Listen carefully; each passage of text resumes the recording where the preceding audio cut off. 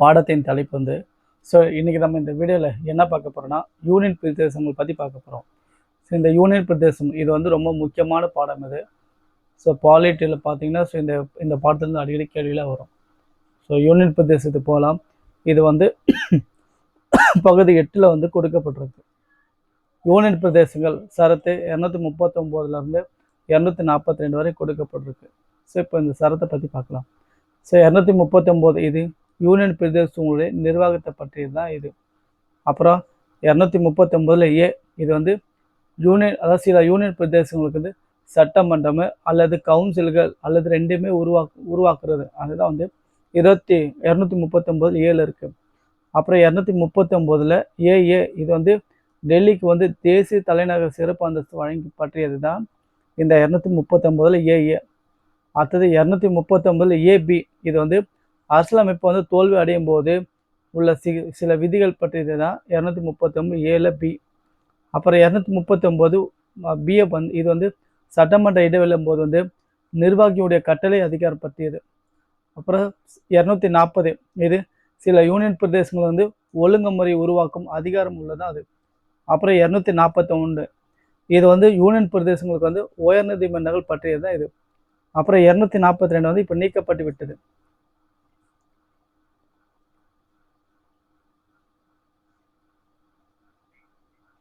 அடுத்தது பிரிட்டிஷ் ஆட்சி காலத்தில் 1874 பட்டியலிடப்பட்ட மாவட்டங்கள் வந்து இருந்துச்சு. இவை வந்து அனைத்தும் வந்து முதன்மையுடைய ஆணையருடைய நிர்வாக பகுதியாக தான் அறிவிக்கப்பட்டிருந்துச்சு.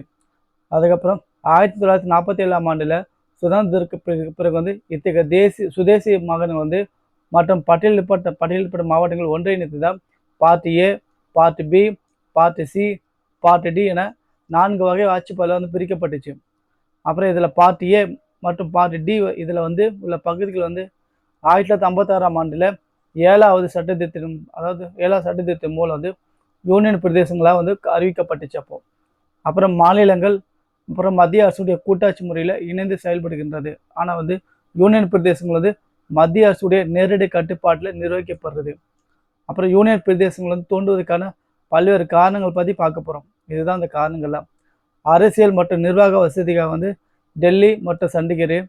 கலாச்சார அடையாளங்காக இது வந்து புதுச்சேரி, தாத்ரா நாகர் ஹவேலி, டையூ டாமன் இதெல்லாம்.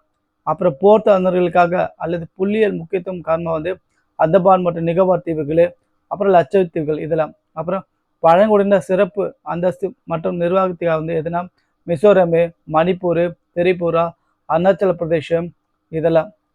இப்போ வந்து இது தற்போது மாநிலங்களாக உள்ளது இது. அடுத்தது யூனியன் பிரதேசமாக இருந்து பின்னர் மாநிலமாக மாறிய பற்றி பார்க்க போகிறோம். இதுதான் அது.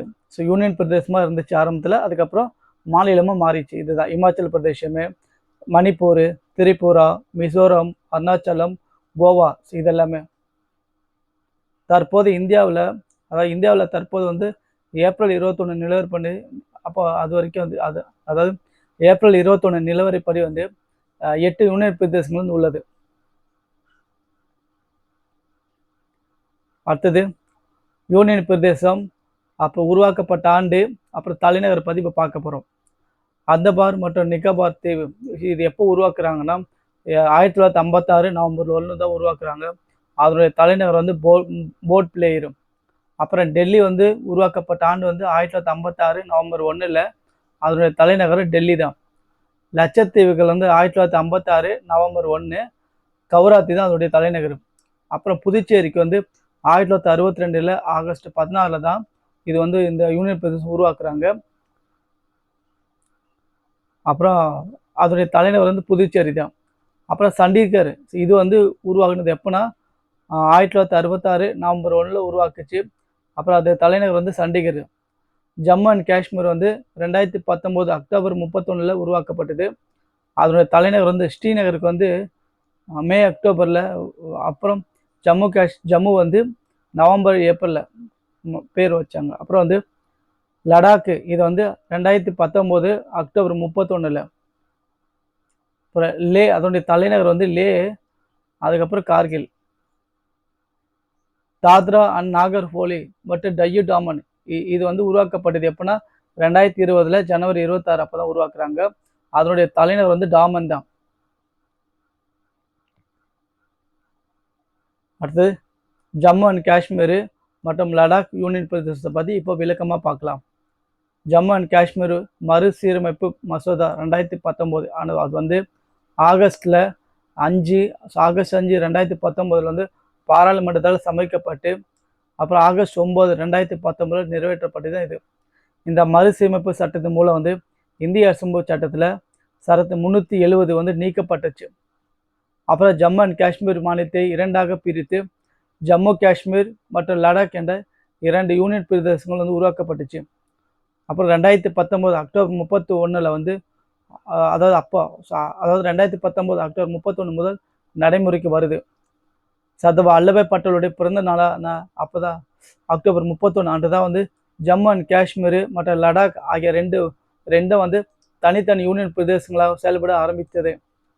அப்புறம் ஜம்மு காஷ்மீர் சட்டமன்றத்துடன் கூடிய யூனியன் பிரதேசமாகவும் லடாக் வந்து சட்டமன்றம் இல்லாத யூனியன் பிரதேசமாகவும் பிரிக்கப்பட்டுச்சு. அப்புறம் ஜம்மு அண்ட் காஷ்மீர் மற்றும் லடாக் ஆகிய 2 யூனியன் பிரதேசங்களும் வந்து ஜம்மு காஷ்மீரில் ஒரு பொதுவான உயர்நீதிமன்றம் இருக்கும். அப்புறம் ஜம்மு அண்ட் காஷ்மீர் யூனியன் பிரதேசத்துக்கு வந்து ஆலோசனை வழங்க ஒரு அட்வொகேட் ஜெனரல் வந்து இருப்பார் என அறிவிக்கப்பட்டுச்சு. அப்புறம் ஜம்மு அண்ட் காஷ்மீரில் சட்டமன்றத்தினுடைய மொத்த இடங்கள் வந்து 107 ஆகும். இதில் 24 இடங்கள் வந்து பாகிஸ்தான் ஆக்கிரமிப்பு பகுதி என்பதால் இது வந்து காலியாகவே இருக்கிறது.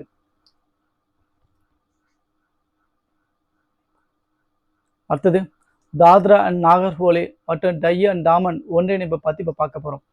தாத்ரா மற்றும் நாகர்ஹோலி இது வந்து 1961 ஆண்டில் தனி யூனியன் பிரதேசமாக வந்து அங்கீகரிக்கப்பட்டுச்சு.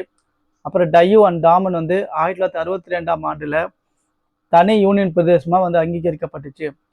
அப்புறம் 26/1/2020 ஆண்டு வந்து இந்த 2 யூனியன் பிரதேசத்தையும் வந்து நிர்வாக வசதிக்காக ஒன்றிணைத்து தாத்ரா அண்ட் நாகர்ஹோலி மற்றும் டையூ அண்ட் டாமன் என்ற ஒரே யூனியன் பிரதேசமாக வந்து நிறுவப்பட்டுச்சு. அப்புறம் டாமன் இவற்றுடைய தலைநகரமாக வந்து செயல்படுமே. அப்புறம் இந்த ஒன்றிய பகுதிகள் வந்து மும்பை உயர்நீதிமன்றத்தினுடைய வரம்புக்கு உட்பட்டு தான் இது. அடுத்தது யூனியன் பிரதேசங்களுடைய நிர்வாகம், அதை பற்றி தான் பார்க்க போகிறோம். ஸோ இது வந்து சரத்து 239 கொடுக்கப்பட்டிருக்கு. அதாவது 239 இருக்குது. அனைத்து யூனியன் பிரதேசங்களும் வந்து குடியரசுத் தலைவர் மூலம் நேரடியாகவோ அல்லது அவரால் நியமிக்கப்படும் நிர்வாகி ஒருவரால் நிர்வகிக்கப்படுகிறது. அது அவரை நியமிக்கப்படும், அதாவது அவ்வாறு நியமிக்கப்படும் நபருடைய பதவியானது வந்து துணைநிலை ஆளுநர், அதாவது லெப்டினன்ட் கவர்னர் அப்படின்னு சொல்லுவாங்க, அல்லது ஆட்சியாளர், அதாவது சீஃப் கமிஷனர் அப்படின்னு சொல்லுவாங்க, அல்லது முதன்மையாளர் அட்மினிஸ்ட்ரேட்டர் என்று அழைக்கப்படுறாங்க. அதாவது அனைத்து யூனியன் பிரதேசங்கள் வந்து குடியரசுத் தலைவர் மூலம் வந்து நேரடியாக அல்லது மறைமுகமாக அதில் அவரால் நியமிக்கப்படுவரால் நிர்வகிக்கிறாங்க. அவ்வாறு நியமிக்கப்படும் நபருடைய பதவி பேர் தான் வந்து துணைநிலை ஆளுநர், அப்புறம் ஆட்சியாளர் அல்லது முதன்மை ஆணையர் இவங்களாம். அடுத்தது இந்த ஆணையர்கள் குடியரசுத் தலைவருடைய பிரதிநிதி மட்டுமே தான், அரசுடைய தலைவர்லாம் கிடையாது. இவங்க குடியரசுத் தலைவர் வந்து ஒரு மாநிலத்தினுடைய ஆளுநரை யூனியன் பிரதேசத்தினுடைய துணைநிலை ஆளுநர் வந்து நியமனம் செய்யலாமே. அவ்வாறு நியமிக்கப்படும் ஆளுநர் வந்து அந்த மாநில அமைச்சருடைய ஆலோசனை இன்றி செயல்படலாமே. யூனியன் பிரதேசங்கள் அனைத்தும் வந்து ஒரே வகையை சேர்ந்ததாக இருந்தாலும் ஒவ்வொரு நிர்வாக அமைப்பிலும் மாறுபடுகின்றது. அடுத்தது யூனியன் பிரதேசங்களுடைய நிர்வாக அமைப்பை பற்றி இப்போ பார்க்கலாம். இது வந்து யூனியன் பிரதேசமே, இது வந்து நிர்வாகம். டெல்லி இது வந்து துணைநிலை ஆளுநர், புதுச்சேரிக்கு வந்து முதலமைச்சர், அப்புறம் அமைச்சரவை. அந்தமான் மற்றும் நிகோபார் தீவுகள் வந்து துணைநிலை ஆளுநர். சண்டிகருக்கு வந்து முதன்மை ஆணையாளர். நாகர்ஹோலி மற்றும் டையூ டாமன் இதுக்கு வந்து நிர்வாகி. லட்சத்தீவுக்கு வந்து நிர்வாகி தான். ஜம்மு காஷ்மீருக்கு துணைநிலை ஆளுநர். லடாக்குக்கு வந்து துணைநிலை ஆளுநர். அப்புறம் யூனியன் பிரதேசங்களுக்காக வந்து சட்டமன்றம் மற்றும் ஆலோசனை குழுக்களை அமைக்கிறது. அதுதான் சரத்து 239(7) கொடுக்கப்பட்டிருக்கு.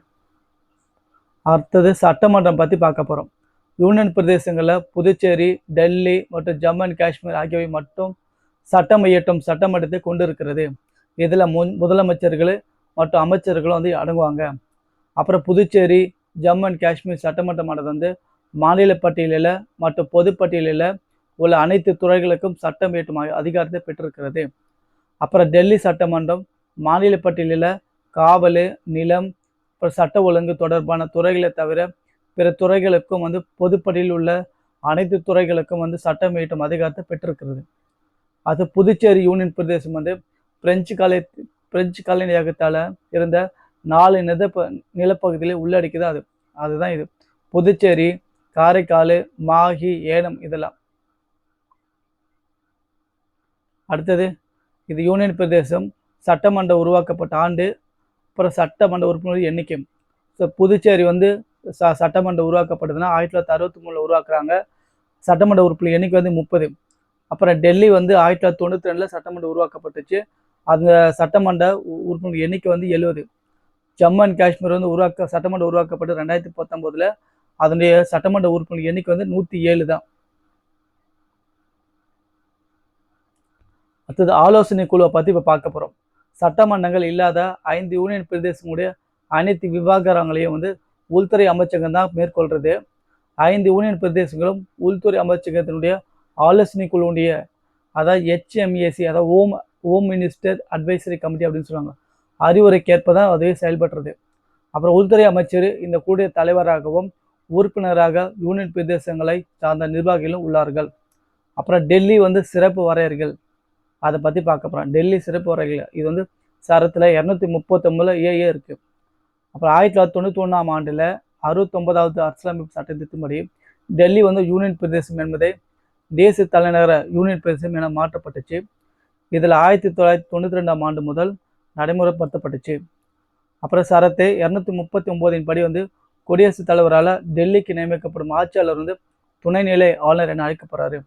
சட்டப்பேரவையுடைய உறுப்பினருடைய எண்ணிக்கை, பட்டியல் இனத்தவருக்கான இடஒதுக்கீடு, தேசிய தலைநகர் எல்லை அளவு, தொகுதி பிரிப்பு போன்ற அனைத்தும் பாராளுமன்றத்தினால முறைப்படுத்தப்படுறது.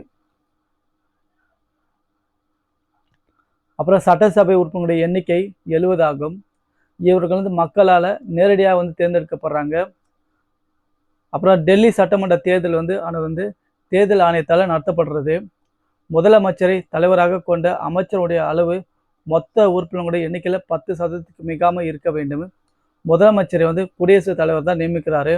மேலும் முதலமைச்சருடைய ஆலோசனைப்படி தான் மற்ற அமைச்சர்கள் வந்து குடியரசுத் தலைவர் தான் நியமிக்கிறாரு. முதலமைச்சர் மற்றும் அவருடைய அமைச்சரை வந்து குடியரசுத் தலைவர் தான் முன்னிலையிலோ அல்லது அவரால் நியமிக்கப்பட்ட துணைநிலை ஆளுநர் முன்னிலையோ பதவியேற்கின்றனர். துணைநிலை ஆளுநரும் அமைச்சரவைக்கும் மாறுபட்ட கருத்து ஏற்பட்டால் அதனை துணைநிலை ஆளுநர் குடியரசுத் தலைவர் வந்து தெரிவிப்பார். குடியரசுத் தலைவருடைய முடிவிற்கு ஏற்பதான் செயல்பட வேண்டும். குடியரசுத் தலைவருடைய நெருக்கடி நிலை பிரகடனத்தின் போது வந்து டெல்லியுடைய சிறப்பு வரையறைகள், அதாவது 239 ஏஏ அனைத்தும் வந்து சரத்து 239 ஏபியினுடைய அடிப்படையில் ஏற்றப்படும் சட்டங்கள் மூலம் நிறுத்தி வைக்கப்படுமே. அடுத்து யூனியன் பிரதேச பகுதிகளில் நெருக்கடி நிலை பிரகடனம் பற்றி பார்க்க போகிறோம். இது வந்து சரத்து 239 ஏபியில் கொடுக்கப்பட்டிருக்கு. யூனியன் பிரதேசங்கள் மற்றும் தேசிய தலைநகருடைய டெல்லியினுடைய நிர்வாகத்தில் அரசியலமைப்பு மீறப்படும் போது வந்து அல்லது சீரான நிர்வாகம் நடைபெறவில்லை என துணைநிலை ஆளுநருடைய அறிக்கை மூலமோ அல்லது வேறு வகையிலோ குடியரசுத் தலைவருக்கு வந்து தெரிய வந்தால் அவர் வந்து நெருக்கடி நிலை அதிகாரத்தை, அதாவது சரத்து 356 படி பயன்படுத்தலாமே. டெல்லியில் குடியரசுத் தலைவர் ஆட்சி அமல்படுத்தப்படும் போது வந்து சரத்து 239 ஏஎன் படி வந்து இயற்றப்பட்ட சட்டங்களுடைய செயல்பாட்டினை வந்து குடியரசுத் தலைவர் வந்து நிறுத்தி வைக்கலாமே. அடுத்தது யூனியன் பிரதேச பகுதிகளுக்கு அவசர சட்டம் ஏற்றுதல் சரத்து 239 பியை பற்றி பார்க்க போகிறோம். சட்டமன்ற கூட்டத்தொடர் நடைபெறாத போது வந்து உடனே தேவையான துணைநிலை ஆளுநர் அல்லது நிர்வாகி கருதினால் வந்து குடியரசுத் தலைவருடைய அறிவுரை பெற்று அவசர சட்டத்தை வந்து ஏற்றலாமே. இந்த சட்டம் வந்து சட்டமன்றம் இயற்றும் சட்டத்துக்கு இணையானது. ஆனால் சட்டமன்றம் கலைக்கப்பட்டிருந்தால் வந்து அவசர சட்டம் பிறப்பிக்கல இயலாது. இயற்றப்பட்ட அவசர சட்டம் வந்து சட்டமன்றம் கூடிய 6 வார காலத்துக்குள்ள சட்டமன்றத்துடைய அனுமதியில் பெற வேண்டும். இல்லையானால் இது காலாவதி ஆக்கிவிடும். குடியரசுத் தலைவருடைய அறிக்கையை பெற்று ஆட்சியாளர் எப்போது வேண்டுமானாலும் அவசர சட்டத்தை வந்து திரும்ப பெறலாமே.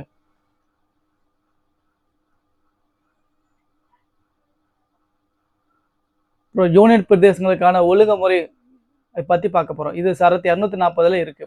யூனியன் பிரதேசங்களுடைய நிர்வாக செயல்பாடுகள் வந்து சட்டமன்ற செயல்பாடுகள், முன்னேற்றம், சமூக மற்றும் பொருளாதார காலனுடைய வளர்ச்சி போன்றவற்றை கருத்தில் கொண்டுதான் சில வகையான ஒழுங்குமுறை செயல்பாடுகளை குடியரசுத் தலைவர் அவருடைய கீழே உள்ள நிர்வாகிகள் மூலம் வந்து நடைமுறைப்படுத்தலாம்.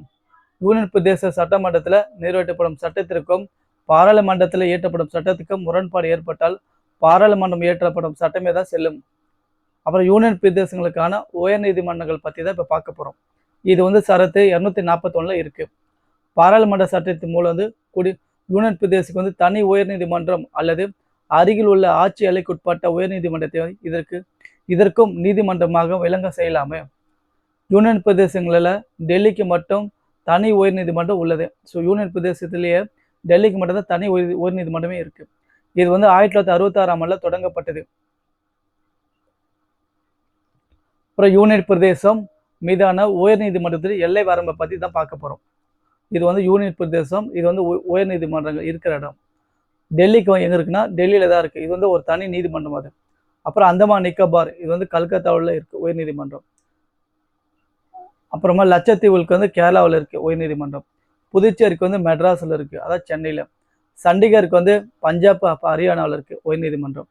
ஜம்மு காஷ்மீருக்கு வந்து ஜம்மு காஷ்மீரில் உயர்நீதிமன்றம் இருக்குது. லடாக்குக்கு வந்து ஜம்மு அண்ட் காஷ்மீரில் உயர்நீதிமன்றம் இருக்குது. அதாவது லடாக்கும் ஜம்மு அண்ட் காஷ்மீரில் தான் உயர்நீதிமன்றம் இருக்குது. அப்புறம் தாத்ரா அண்ட் நாகர் ஹவேலி மற்றும் டையூ டாமன் இதுக்கெல்லாம் வந்து மும்பையில் தான் உயர்நீதிமன்றம் இருக்குது. அடுத்தது மாநிலங்கள் மற்றும் யூனியன் பிரதேசத்தை ஒப்பிட போகிறோம். இது வந்து இந்த சைடு இருக்கும் யூனியன் பிரதேசம், இந்த பக்கம் இருக்கிறதுலாம் மாநிலங்கள். மத்தியில் ஒற்றை பிணைப்புடன் உள்ளது தான் யூனியன் பிரதேசம், மத்தியில் கூட்டாட்சி பிணைப்புடன் உள்ளது தான் மாநிலம். நிர்வாகம் மத்திய அரசு கட்டுப்பாட்டில் மட்டுமே தான் உள்ளது. இது வந்து நிர்வாகத்தில் மாநில அரசு அதிகாரமும் மத்திய அரசு அதிகாரமும் உண்டு. தன்னிச்சையற்ற நிர்வாக அமைப்பு தான் இது. இது வந்து தன்னிச்சையான நிர்வாக அமைப்பு. யூனியன் பிரதேசத்தை பொறுத்து நிர்வாகிகளோட தரம் மற்றும் தரம் வந்து மாறும். ஆனால் அனைத்து மாநில நிர்வாகிகளும் சமமான தரம் உடையவர்கள் தான் இவங்க. அப்புறம் நிர்வாக தலைவர் துணைநிலை ஆளுநர் அல்லது நிர்வாகிகள் தான். இங்கே நிர்வாக தலைவர் ஆளுநர் தான். மாநில பட்டியலில் பாராளுமன்ற சட்டம் இயற்றலாம், மாநில பட்டியலில் பாராளுமன்றம் சட்டம் இயற்ற இயலாது. அவ்வளோதான். இப்போ நம்ம யூனியன் பிரதேசத்தை பற்றி பார்த்துட்டோம். ரொம்ப முக்கியமானது. ஸோ இதுலேருந்து கேள்வி கேட்பாங்க. ஸோ இந்த பாடம் முடிஞ்சிருச்சு. இதுக்கப்புறம் வேற ஒரு பாடத்தில் வேற ஒரு வீடியோவில் பார்க்கலாம். நன்றி.